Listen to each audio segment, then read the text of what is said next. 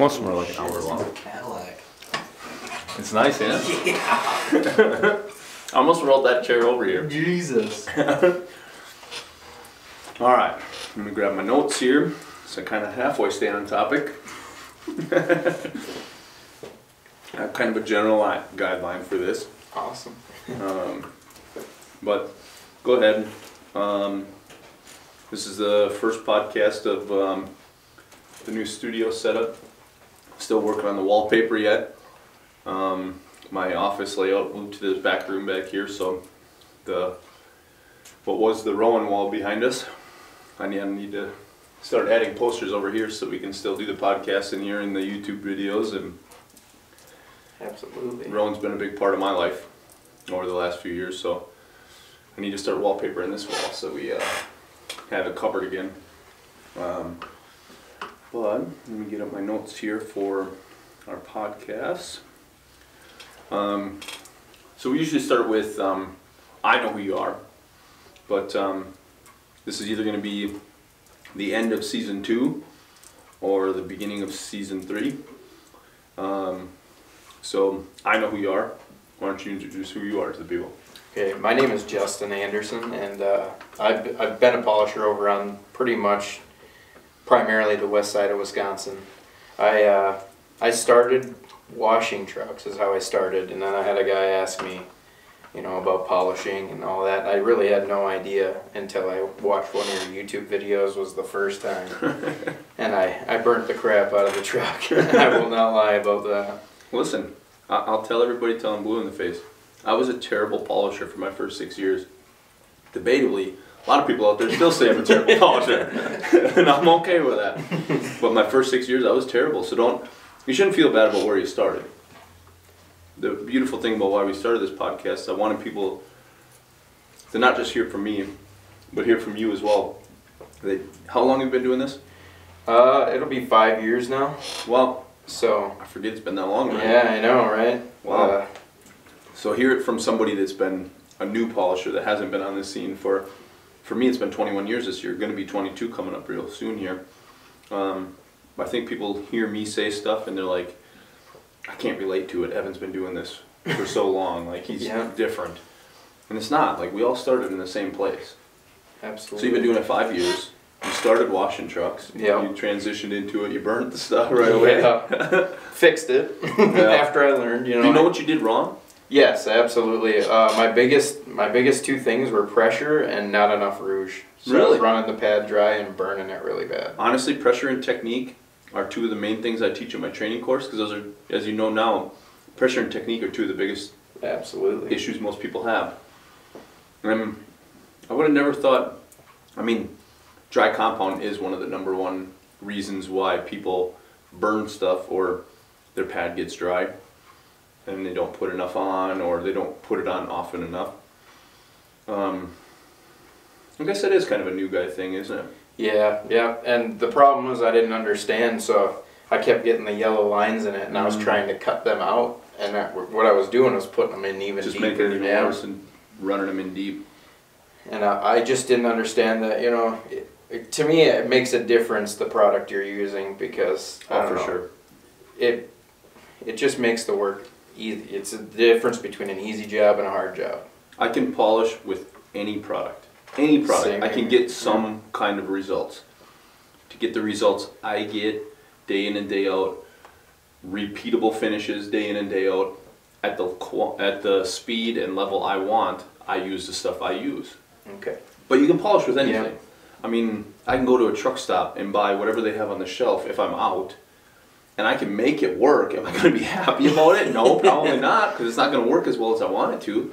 But I can polish with anything. And you could too. You've been doing this long enough now that if you had to make something work, if you were out on the road, nothing against Keystone, but if you had to make Keystone work, That's what I started with. Yeah, that's what we all started with. That's what I burnt my first truck with, was the Keystone stuff. That's what we all started with. That's what I started with, because that was the only thing I could get here. Yeah, exactly. And then the place I was buying from, they upgraded to some newer stuff. I was like, holy cow, this stuff's way better. And I noticed my quality went up without changing anything. Yeah. So, well, that's pretty cool. Yeah, it goes a long ways, and finding what works best for you. That's what makes the job. Have you had any of those customers that were with you in the beginning that are still with you now? Yeah, actually, I got a few of them, actually. I know, well, Island and Sons is a big one that I had from the beginning, and also I have another company. He's more of a private guy, but, you know, I worked with him, and now his son does it, and his name is Mick Custer. Oh, That's yeah. one of my main guys, but Cody? I still talk to him all the time. Cody actually, funny story, Cody was actually in one of my YouTube videos on how to hand polish a front wheel. He had hit me up a number of times.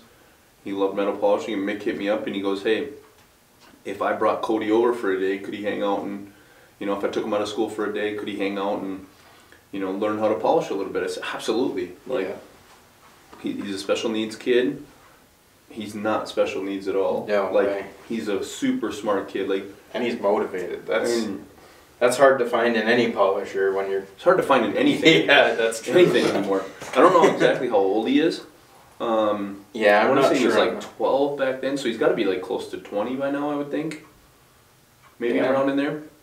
But he still messages me every day. Yeah. He messaged me on Facebook every day, and I feel bad because I don't always have enough time to respond to him. I always respond, but it's not always like big paragraphs and stuff. Yeah. Like right now, he's big into the Sing movies, so he asks me every day, have I seen the new Sing? It's like, yes, I have. Yep, absolutely. I went with my girls, we went and seen it, it was great.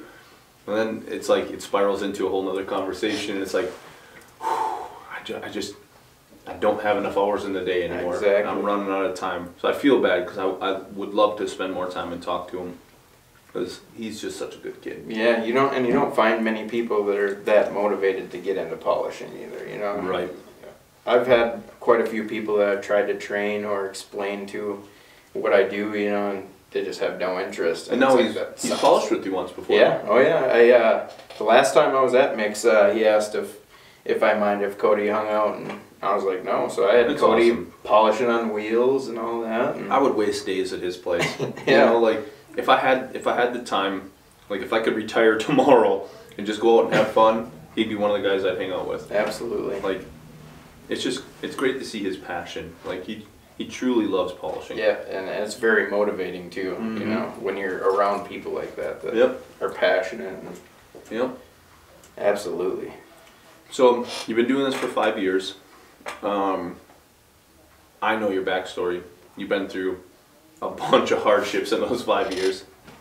I think what some polishers that listen to this podcast are thinking about is like some of the hardships they're going through and feel like they're alone in some of those hardships. I just talked to one of the other polishers that I was with the podcast earlier this season. He had stopped by here and hung out for a few days, him and his family, and he had told me that a guy he was doing work for had taken advantage of him, and as we all know, we've all had that. You'll run into it everywhere. It doesn't matter where you're at. You're going to have somebody take advantage of you, take advantage of the situation, take advantage of your life situation, and I know you've gone through the same thing. And I just kept thinking the other day when he was talking to me about how this guy talked him into working for him and then stiffed him on the money. I was like, you need to meet Justin. Yeah. Like you two could have some long talks and some good conversations, but I feel like it's helped you grow too, though. Like I agree. you've been through some rough situations, but it's helped get you to where you're at too. And I've enjoyed watching you for the last 5 years, from when I first met you and the quality you were putting out then versus the quality you're putting out now. I mean, you've definitely come a long, long ways. Absolutely. And I mean, I haven't hesitated to credit Evans or anything, you know, because I've learned a lot here. It's You not know, all. I've- It's not all us. You did a You're lot right. of that on your own. It's not, but it helps to be steered in the right direction. Yeah, And and once you got that direction, it's your choice of how you run with it from there. I agree 100%, and I'll always support you. All the stuff that happened, none of that stuff bothers me. I don't hold any grudges against anybody. What happened, and it all just went to the wayside. And we came out friends on the other end, and I'm still happy about it. There's bigger and better things to come. Yeah, Yeah. man, there's so much bigger things in life to worry about, and that's not one of them. And that's another thing I have to say to any polisher out there. I mean, if you are hitting a hardship, reach out to other polishers online and stuff, you know, like Evan. You know, the guy will give you the shirt off his back if he can, and it's amazing. You know, it's good to know people like when all that stuff fell apart and you were kind of trying to figure out what you wanted to do, and you called me and said you just needed something to do. I can count on 2 hands and 2 feet how many times I've had polishers here in my shop. I mean, I don't even think I hesitated. I just told you, come on over, I'll put you to work. Like, I can find something, that's what you told me.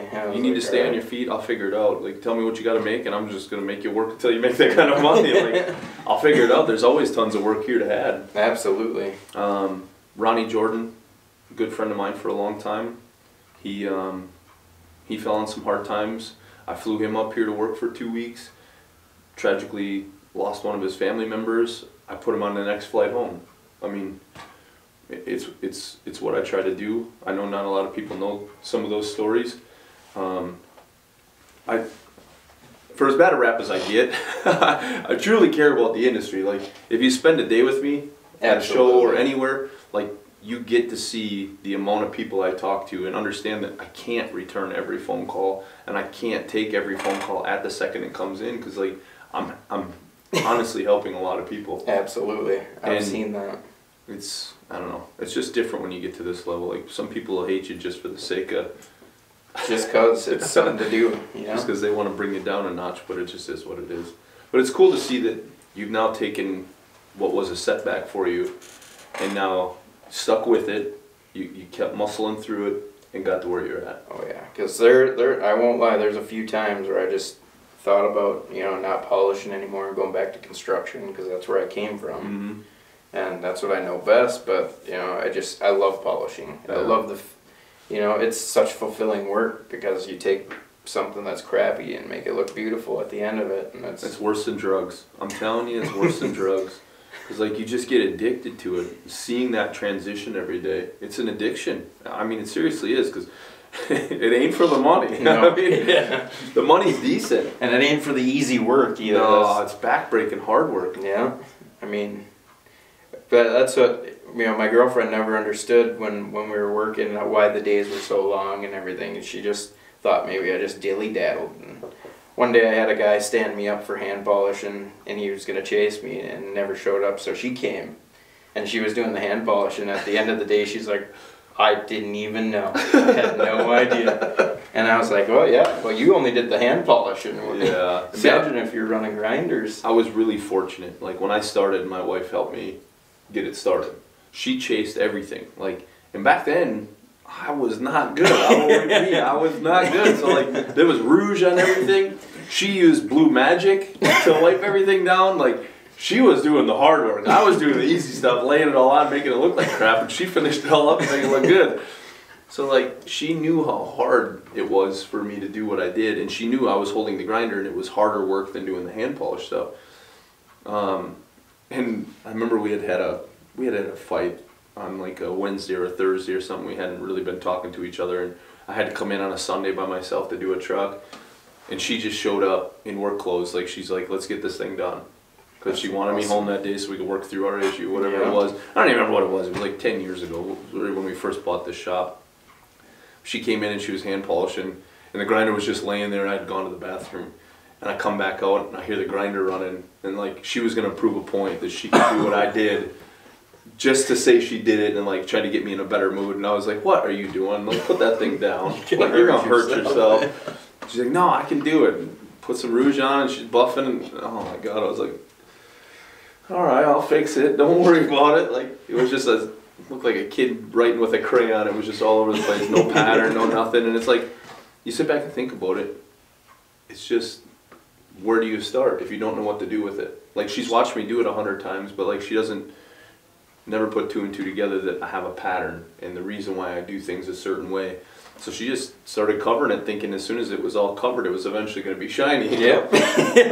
But she hadn't seen me do the process in probably 10 years, because she hadn't worked with me in 10 years. I mean, she'd come in and hand polish once in a while, but our evolution of what we knew got so much better over 10 years. I was going to say, if you're a good polisher, your process is changing constantly. Awesome. You're always trying to improve. Always changing, and that's what I think a lot of other new polishers don't understand is Keenan and I have this battle all the time that he's like, what's your process? I'm like, well, that changes from week to week sometimes with me. I mean, what works for you. I'm pretty set in my stone now at 21 years in, but I'm still learning stuff every day. And just think, how many times since you've started have you changed your process on something?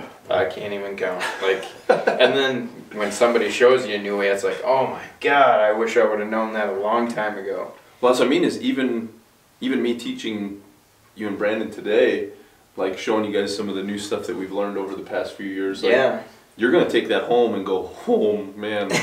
Like, yeah, I could. right. There's hours I sat trying to figure out a piece of stainless, and it didn't look the way you want it to look, and with everything I've polished, I had a certain expectation for it, and I was like, I'm gonna nail this, and I just couldn't get it. I don't know what it was. I mean, I could get it shiny, but I couldn't get it to the finish I wanted. I try to tell everybody, like, you can only give the material as much as the material will let you give. So, like, if you're trying to make every piece perfect, not every piece was made to be perfect. So, like, can you get there? Yes. We all know there's a 6-step, a 10-step, a 15-step process to get it perfect. Is that piece worthy of being perfect?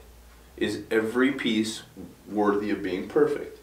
Simple answer is no. Yeah. I mean, not if you want to be a profitable business. It's not realistic. If you're polishing for yourself for fun, 100% everything can be perfect.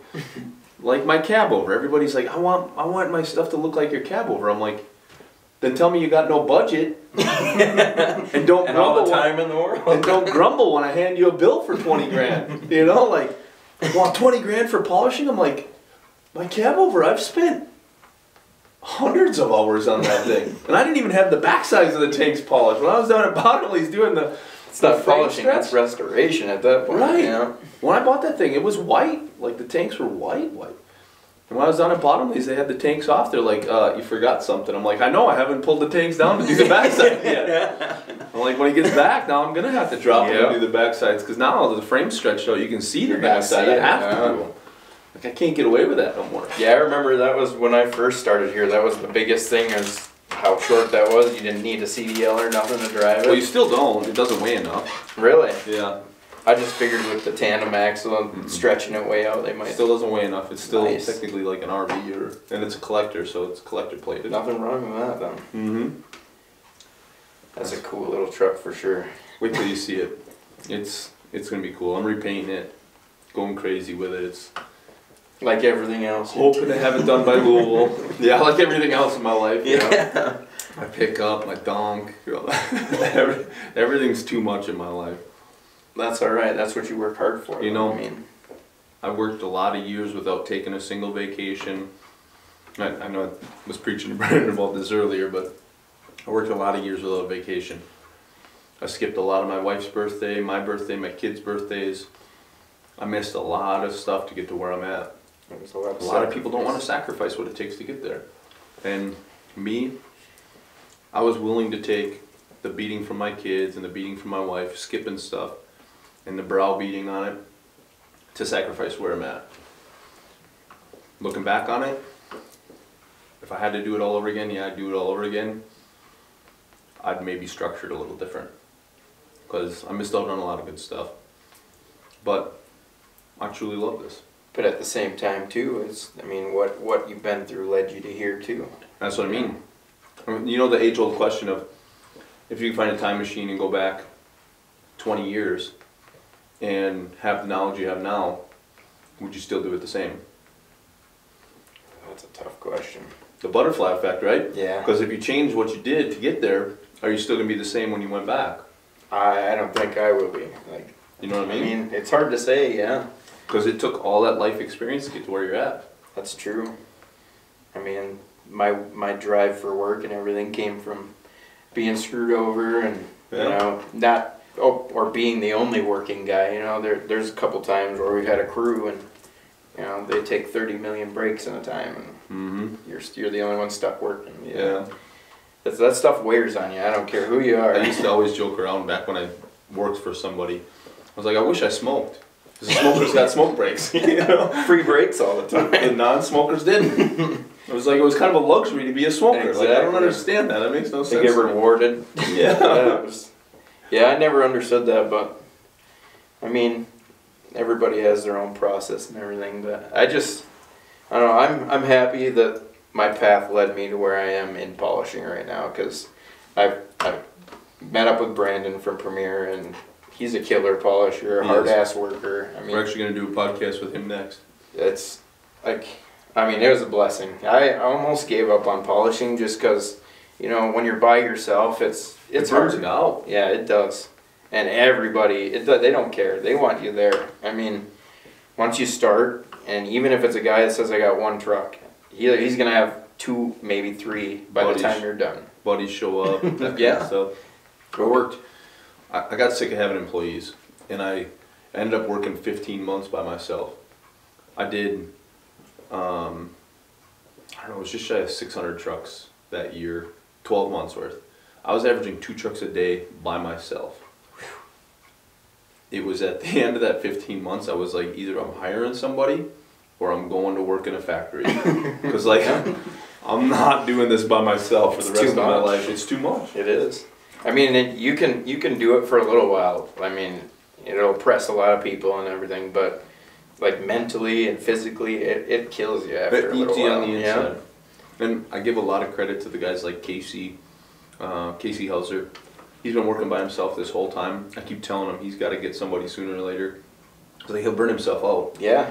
And he's like, yeah, I got to figure out how to pay somebody. I'm like, you'll figure that part out. Don't worry about it. Like, you got to get somebody sooner or later because you're just going to kill yourself doing If you it. get the right person, they'll pay themselves. Pretty That's much. exactly it. That's exactly it. And like Steve Summers, he finally hired somebody in.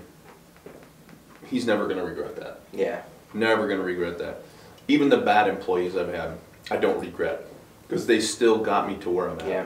It made you better in the long run. Or, I mean, I don't know. There's experiences that have been bad for me, but I wouldn't take them back. I mean, there's different ways I'd go about it, but I'm thankful for, you know, what I've learned. You in the have to time start I've somewhere. learned it. Yeah, exactly. So you started out with Keystone, Yep. and if you had to go back on it now, if you could restart it all over again, what would be your starter? Would you still start with the same stuff to get yourself the experience?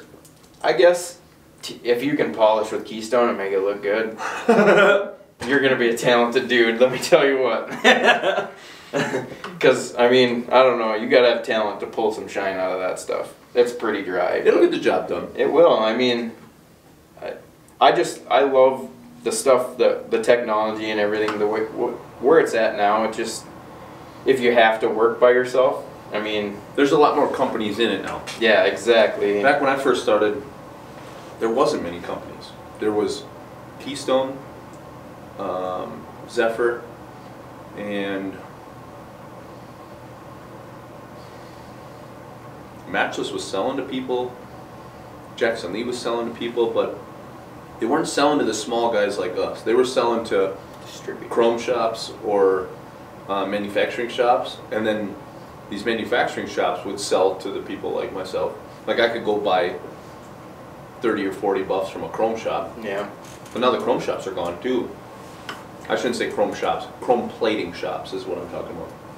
So, I don't know. If you had to do it all over again, would you still polish with it? I mean, I'd say yes, because then it kind of, you know, it made me look more into it. You know, once it came out, and then I started YouTubing it, and then I saw your channel, and I was watching your YouTube videos, and that's when I was like, all right, well, let's just call Evan. Yeah. And find out what we're doing wrong, and then lo and behold, you have a training program. I was like, well, I say we should go do it at least, Yeah. so we know what the heck we're doing. I would still start the same way too. I felt like since Keystone was drier and the buffs were stiffer, I had to learn my pressure. I had to be really consistent with my pressure. And my compound, as it would dry out even faster, you'd see that there was no black line in front of you. Yeah. So like the second there was no black line, you're like, okay, I'm Pull dry. that off, Yeah, yeah. like I need to put more compound on. So like, I felt like since there wasn't outlets for me to learn from when I first started, probably probably the best way to trial by fire. I would say so, and that's one of my favorite things about talking. I don't look at any other polisher as a competition in any way, shape, or form. There's too much work out there. I actually look at them as a teacher. You know, I want to know how they do it and why their process is that way, and if I'm able to change a few things that make my process that much faster, that much better, that much easier, I want to do it. You know? Just like we talked about earlier today, was that I've learned some of the craziest ideas I've dreamt up from polishers that haven't been polishing that long. Exactly. I mean, I've learned a lot of weird things that a lot of times I'll be training somebody and I'll be like, why do you do it that way? And like, I don't know, it just works. So it's like, all right, now my brain kicks in and it's like, all right, I got to know why that worked. So like, I'll have them do it again so that I can replicate it when they're gone. And now I can sit down with either my metallurgist or my chemist and try and figure out like, why is this working? And if it is working that way, is there a way that I can make that even better yet? But I got to figure out why it did that first before I can make it better. So you can learn something from anybody. Absolutely. Even a drunk polisher that just started polishing today might stumble across something you didn't know. Yeah. So like, I don't know. I wish the polish wars would have never happened years back. I know you lived through the end of that, but I wish it would have never happened. I mean, some good things did come out of it. The industry, even though it was a fight, fully came together to fight each other. So everybody crawled out of the woodwork because everybody wanted to be the best. But at the same time, like a lot of hate and animosity came out of that because so many people thought that they were just artists that nobody else could match their stuff. And I don't care. Put me in the not even the top 1,000 polishers on the planet. I don't care. Like, I don't need to be top 10, top 5, top 20, top 100, top 1,000. Keep it. Keep it all. My customers are happy. That's all I want. That's what matters. And I wish more people would look at it that way. And I wish more people would treat it as a business. And that's one thing we're going to touch on in the next podcast with Brandon is yesterday's conversation. And I want more people to grow and do better. I want to see every polisher get to where I'm at and further. Like, I want the whole industry to come up together. Like, I want everybody to have a better business. And the only way to do that is to not just teach each other polishing, but now teach each other how to treat it as a business. I've never once seen a Walmart commercial talk trash about Target. No. You just don't see it. And I get it, we're in a service industry and things are different. But I've never seen a hair salon place talk about how bad the haircuts are at the other place. Like, it just doesn't happen. Yeah. Why can't we all just get along? We all got an end goal here, you know? We all just want to make stuff shiny and make money and go home, retire. Exactly. And have shiny trucks out there. Hold on, let me reset that. Ooh, that was a good one. All right, so what got you into it? Just the truck washing? Well, I started off, you know, throughout growing up, once I moved up here, I started detailing cars and stuff. Originally, I started in my grandpa and grandma's trailer park in River Falls, like their church friends and stuff. Sure. Started detailing their cars and stuff, and my grandpa was like, man, like, I've never even brought my car anywhere where they detail professionally that it's done this good. Really? And so that's when I kind of got into it, and I started with interiors and whatnot, and then I advanced it a little while, and I was doing like a lot of their friends' cars and stuff like that, and then I quit and I went into construction, and then a kid I went to school with approached me while I was working construction and kind of asked me to join up with him. He wanted to do a detail and truck wash essentially, and so that's when we started. And we started on this gentleman named Bob Link's truck. It was a blue Peterbilt, and I did one part and it came out pretty nice. I want to say it was the top of the step box, the ones that split in half. Yep. And it was diamond plate, so it came out nice. And then I did a tank, and it was bad. Like, I've seen some bad stuff, and it was bad. Like, you don't gotta be ashamed of that. I mean, Yeah, because I technically now I understand, like, and that's the thing too, is burning the crap out of all that helped me to understand how I got to that point too. Like, somebody can tell you all day long in this profession like what you're doing, but until you actually do it, you don't really understand it. Well, and the worst part is like, there's no like perfect recipe. Everybody wants a like play-by-play, and a lot of my phone calls are like, all right, so how often do I put compound on? And what? Depends on the technique and yeah, exactly. So pressure. what do you mean by how often do I put the compound on? Like when your pad dries out. Well, what do you mean? How do you know when your pad's dry? I'm like, oh, welcome to the art of polishing, because if your pad's like this or like this, straight up or off to the side, straight up, your compound's going to flow with you better than off to the side. Off to the side, you're going to burn your compound off. So like, you might only make it 2 or 3 inches if your pad's cocked to a 45, whereas you might make it 6 to 8 inches if your pad's straight up. How do I tell you that? Because I haven't seen you. I always crack the joke when people call me with a question like that. I'm like, the best way to answer that is call Stevie Wonder and ask him what color his shirt is. Like, there is no set answer to that. Yeah. So, how often do I put compound on? Well, I don't know. How often do you rake? I don't know. Like, well, don't you rake? Yeah, I rake, but I don't know how often. Like, I rake when the pad starts leaving scratches or excess scratches. Well, everything I'm doing is scratchy. All right, well, that's part of the process. Like, there's a difference between hash marks and scratches. Hash marks are going to dissipate in a day or two. Scratch marks are going to be there forever. Like, there's a difference. Well, how do I tell the difference? I don't know. Like, you just got to see it. It's just got to happen.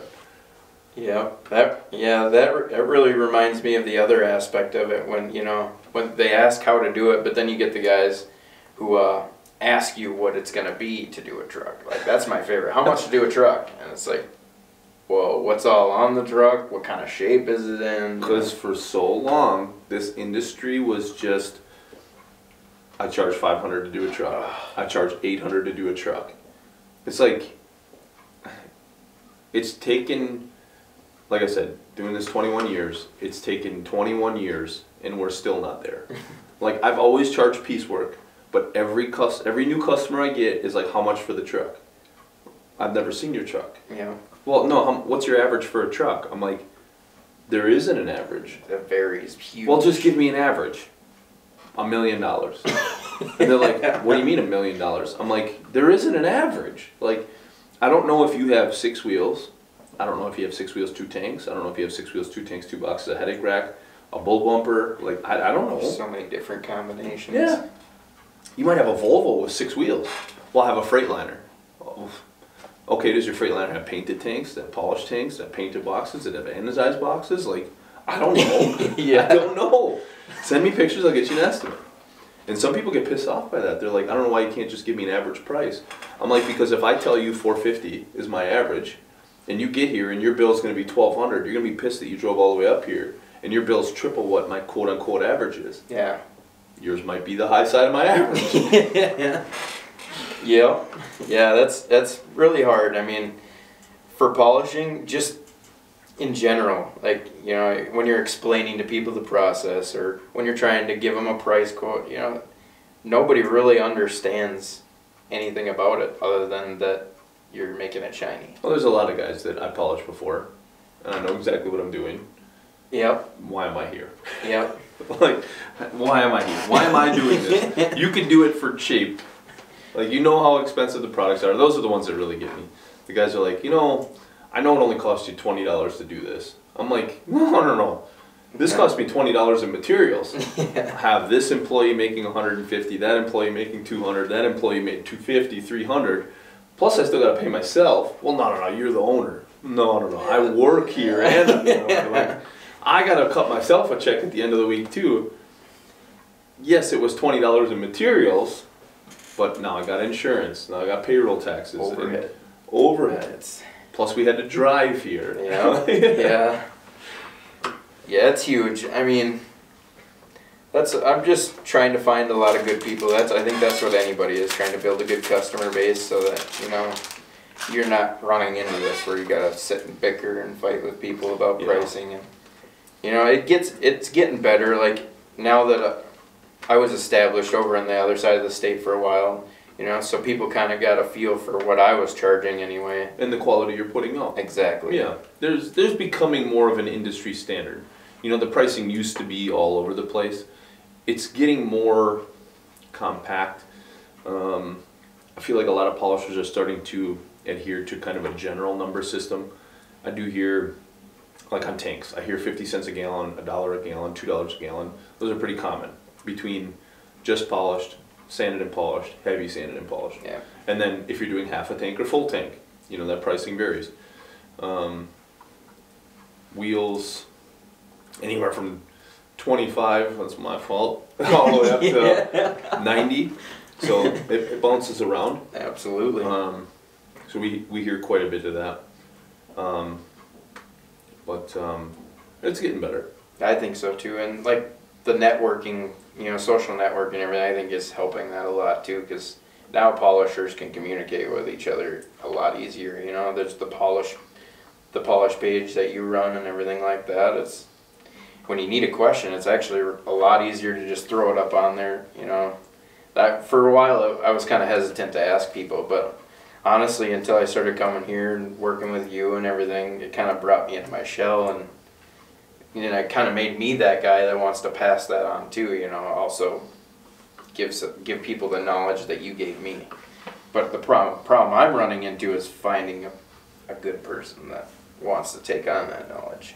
Yeah, no, I feel that it's hard to find people that want to do this in the industry, but when you finally find one, you'll be blown away. Yeah. Well, I'm that's not gonna good. point any elbows or nothing. I'm glad you did. I'm glad you did, because honestly, I'm really interested to see where you guys go with it, and it'd be cool to see it keep moving forward, because I think you guys are both really talented polishers, and you guys are only going to get better as a group. I mean, Yeah. it's going to be good. What's been the highlight of your career so far? I have to say that my highlight was running around the country doing the bigger shows. Like I got the Louisville one was my very first one, and that was Oh, a big yeah. one. And like I was hooked after that. I ain't gonna lie, I was like, I love shows. Yeah, Yeah. they're a blessing and a curse. And that was the first show where I ran into Randy Manning and his dump, because he had the old Hulk actor Oh yeah. come out for the day, and Yep, that's right. it was a cool experience. And then That was the first year he built the dump truck. yeah, the big one. That was a fun project. Oh yeah. It was quite a project. Oh yeah. I remember the first phone call we had with him that he was gonna show it for the entire year. And that first year he didn't show. He showed a lot, but not as much as he did the second year. The second year he blew the scene wide open with that thing, and just I think he ended up doing like 16 shows that year. That was a lot. Dang. I just remember that when we got down to Dallas and we were all set up down there, and he drove straight through from West Virginia to make it. And I was like, holy cow, but Yeah. And we had to hurry up and get him slept clean. a couple hours and then got up and got ready for the show. I was just like, Oh yeah. That was good times. yeah, it was. Florida was fun. Yeah, doing that's the other highlight, going out to that Clint's farm and doing the photo shoots and stuff. That was a lot of fun. Clint Dix is good people. Yeah, he Him and his is. whole family are just good people. Yeah, I talked to him again the last time we were down in Wildwood. Yeah. You know, kind of shook his hand. I was like, I don't know if you remember me. Oh yeah, I remember you. You don't forget. Yeah. You don't forget, that's for sure. Yeah, that's a cool bunch of people over there, that's for sure. What's been the most interesting thing you've polished? Oh, I did it was an ancient bell from a big old brass bell. It fell out of the original church in town. It burnt down. Really? And the bell somehow survived. What happened was it disappeared for like 10 or 15 years or something like that. Really? And somebody found it, I guess, in town. It happened to be in some dude's garage or something. So they brought it back out, and it had probably 10 layers of paint on it. Ugh. So they brought it in. Did you use paint stripper? Yep. Yeah. Yep. Ugh, that's brutal on brass. Yep. As I told him, I was just like, yeah, I could probably polish it if it's brass. And well, the shop that had it is a buddy of mine. They have a machine shop, and they had to build a base for it. because they're gonna put it on a big display in the town's graveyard and stuff like that, where the church used to be. So, all said and done, it took a few days stripping all the paint off it and everything, and then I didn't really sand it or nothing, you know, because it had a nice old school look to it, and then when you cut it out, I don't know, it almost looked like a brand new copper penny. Really? It was crazy. I love it. Brass is so soft. Like, you can really do some cool work with brass. And it had still kind of like a patinaed look to it. And I don't know, they were in love with it. Brass is another one of those sponges that soaks stuff in. So, like, eventually it discolors the whole face. So, like, you can only do so much with it. But, yeah, no, I love it. I love brass. Absolutely. And that's probably the most unique thing I say that I've polished. That's pretty cool. So, I mean, other than your typical exhaust and wheels and all this, but it was a fun one. That's cool. I love getting weird stuff like that from time to time. It just kind of breaks up your year. Yeah, and I mean, it's only Breaks the up next on town that. over, so like we can go over and check it out all the time. Be like, That's yeah, pretty I cool. show my kids I polished that. That's really cool. Keegan likes it. He's my little. He likes to come and hand polish every once in a while. Yeah. He loves it. That's cool that you can keep your family involved in it too. You know, I always joke around with my girls that I want them to come work for me someday, and that they need to be smarter than me and work in the office and not in the shop. Yeah. But my little one, she's hands on. She always wants to be on the shop with me. She's daddy's girl, so she wants to be out there holding on to something. But sooner or later, I'll let her hand polish something. But I'm trying to keep them away from it as long as I can. I understand. I'd rather put them in the product side and have them sell product and box stuff up and label products and do that stuff. Just because they're my girls, they're my babies. You know, I don't want them getting dirty. If I had a boy, it'd be a different story. Like, I want them getting dirty, but I want better for my girls. Yeah. That sounds bad, but No, yeah, I run into that problem because I'll bring Keegan with, and my daughter Ashlyn will be like, "Can I come?" And it's just like, I would love to bring you, honey, but I don't want to put you into that. It's dirty. I mean, I love it that Keegan, he has so much fun doing though. I mean, I put him on a step box that we got at the shop, and he sanded both sides of it, and you couldn't even tell that if I would have sanded it, you wouldn't tell the difference. You know, the beautiful part is when they're younger, they pay attention to what you tell them because they want to make you happy. So it's like if you tell them speed, pressure, and how to do it, that's the only way they know. There's no other life experience that they can relate to that, so they have to trust you. I feel like the younger ones do better. A lot of my guys that come through the shop that I train to do stuff with us, the younger the better, for the most part. You got to deal with a lot of the other stuff that comes along with it, but the younger the better. I mean, they learn and they catch on a lot quicker, but just how it is. What's the biggest thing you did that you thought you were going to make money on or thought you were going to kill it on, and it just burnt you? And you were like, oh man, I'm going to have to eat this one. I would have to say we did an aluminum box for a guy up in northern Wisconsin, and it looked like the previous people had sanded it with grinders. Whoa, tiger paw style? Yes. Nice. And so when we got there, I mean, we didn't really realize, and most of it you couldn't really see until you started cutting some of the aluminum, and you're like, holy God. So we ended up sanding the whole thing 3-stage and everything, but we gave the guy a price for just cut and color, which that's where I learned my lesson. And he was so happy, and it still didn't come out great because, there's only so much you could take out in one time, or you can sit there for the rest of your life and make it look beautiful. Yeah, but he was happy with what he got. Oh yeah, he was like, it didn't even look close to the shiny when I got done last time. I was like, well, that's awesome. So you didn't really get burnt on it because he was happy. Yeah, he was happy, but we on the didn't money make side, any money. Yeah. Been there, done that more times than I care to admit. Yeah, but I don't know. In my opinion, I think you win and lose on them because, granted, you lost the money, but that guy is going to go around and tell everybody. And he's going to tell 100 people how great you were. Yeah. And they're going to see that and be like... It pays tenfold back, especially in your younger years, like when you're first starting off, doing stuff like that for people. As long as people don't take that for granted, exactly, and you're use not that against you in the future, But it is helpful to build your business that way.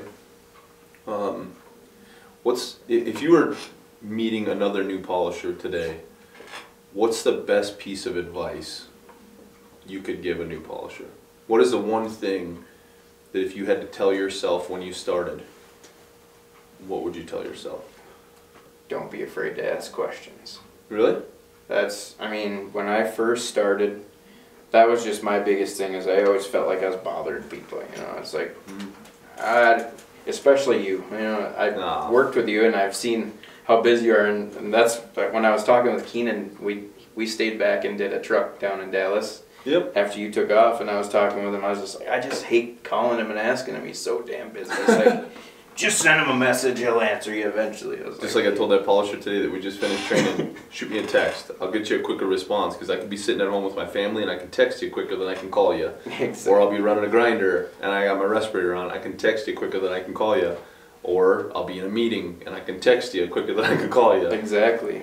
But with that, you know, like, asking for help or asking any questions, you know, if you're making a mistake, it'll help you from screwing up the whole truck, the whole rest of the truck. If you're stuck on one spot, you know, you can send a picture and a message, and that's why I try to help everybody. Is like, I remember what it was like when I started and I had nobody to ask questions to, and I remember how much that sucked.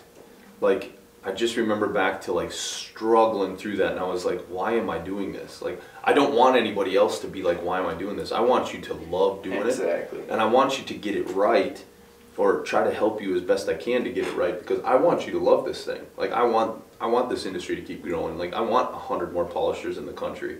I want 1,000 more polishers in the country, because we all still can't get all the work done. Yeah. Just, it's crazy.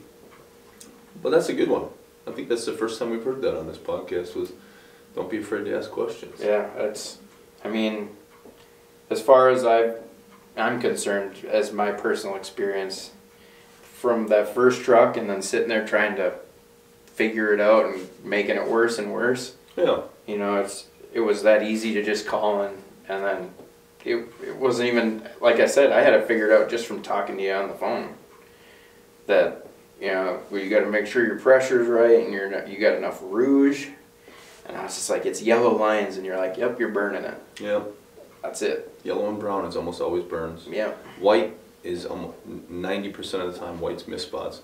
Very rarely are white lines burns. Very rarely. I spent that truck bumper today, those were burns. Those were the yellow had time to come out of it. You know, like, it's been washed enough time that the yellow and brown's gone. It's just white now, but and the kid just didn't know. It was the same thing for him. It was just not enough compound and just working in a spot too long and just burning it. And it's seriously, it's just not understanding it, you know. When you're seeing your line well, for me, when I was first polishing, I seen my cut line, but I didn't realize that when it wasn't black anymore, I was running out of rouge. I just figured, when I watched the videos, guys just touching it and running up the tank. All right. It's super easy. And there's always something down here he was doing. And I was like, I don't know what he's doing off camera. Can't figure that out. There's a step I'm missing. Yeah. But yeah, just ask. I mean, between Brandon, their network is crazy. Keenan. Yeah. Keenan's a great resource. Even though he's been doing it just a short time, I've pumped a ton of information in that kid, and he's smart too. He's figured a lot of it out on his own. So a lot of times I give him a little bit of guidance and he'll figure it out, but he's a wealth of knowledge too. Yeah, it's a big deal. It helps. That'd be my best advice. Don't be afraid to ask. Yeah, and honestly, I try to tell everybody every time I meet them at shows, like, here's my cell number. Text me, call me, like, ask me anytime you want. Like, I'm not shy about it. If I don't have time, I won't answer. As soon as I get time, I'll call you. Like, text me, call me, whatever you got to do. I will try to help you out as quick as I can, as much as I can. That's awesome. And there's other people out there. There's getting to be even more people like myself that are doing more and giving back, and I hope that number keeps growing to more and more and more people that want to. Yeah, I know Brandon kind of opened my eyes up to Summershine. Yeah. You know, I never really followed him until Brandon was talking about him. He knows a lot too. He's got some. He's putting out a lot of good TikToks. Brandon's putting out some good TikToks showing off what he's doing too, and people are seeing it. There's other good ones out there too. Some are a little cockier than others, but it is nice to see more of the industry giving back to the industry. Because there wasn't that before. Yeah. There wasn't any of that before the war. Absolutely. Nobody was telling anybody anything. Yeah. Everybody was holding their secrets tight. Exactly. All right. So the last thing is, you can ask me something. What's one question? Ask away. I'll try to answer it to the best I can. Ooh. Yeah, I've always been curious about what your motivating factor was for starting polishing. Like, Ooh. why did you get started in it? My motivation. Well, I started it because I fell in love with trucks. I fell in love with cool trucks. Working at Sparkle Wash there, we got to see a lot of cool show trucks come through. I've talked about this in other podcasts that I just fell in love with being around cool trucks. I wanted to be around cool stuff. My motivating factor was very few people know that I have an anxiety issue. I grew up with it. I didn't know what it was until like 8 years ago. And polishing was a great creative outlet that made that kind of go away. And my motivation is I'm a workaholic.